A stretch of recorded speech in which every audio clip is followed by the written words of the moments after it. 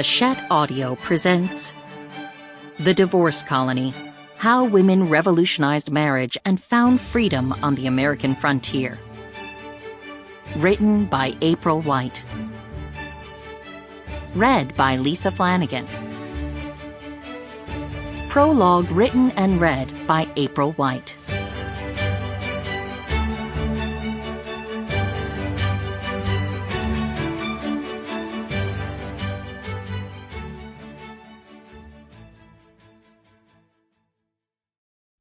"3 centuries ago, many pilgrims sailed, to find a home in freedom's holy land.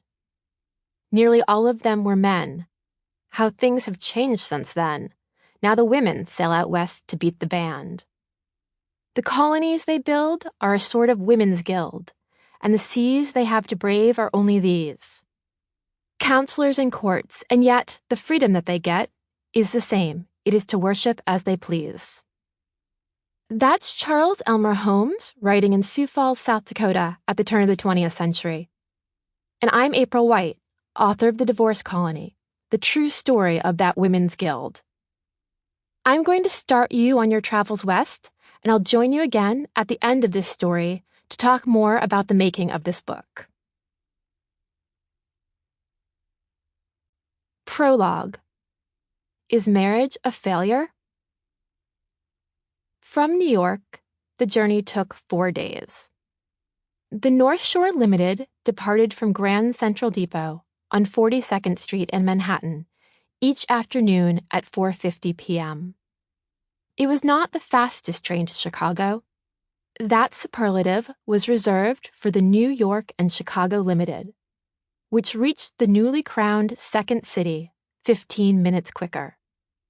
But in the summer of 1891, the North Shore Limited was considered the most luxurious of the passenger cars that hurtled west from New York City. A swirl of steam and soot enveloped waiting passengers. Crowds thronged the depot's platforms. It was a democratic sort of chaos. The cacophony and oppressive heat were the same for the woman who had packed up her meager possessions in a tenement on the Lower East Side, and the one who had directed her maid to prepare her trunks in the parlor of a Fifth Avenue mansion. Once a monument to innovation, Grand Central Depot was a prematurely aging marvel. The train shed, 200 feet wide and 600 feet long, with a glass ceiling. Sample complete. Ready to continue?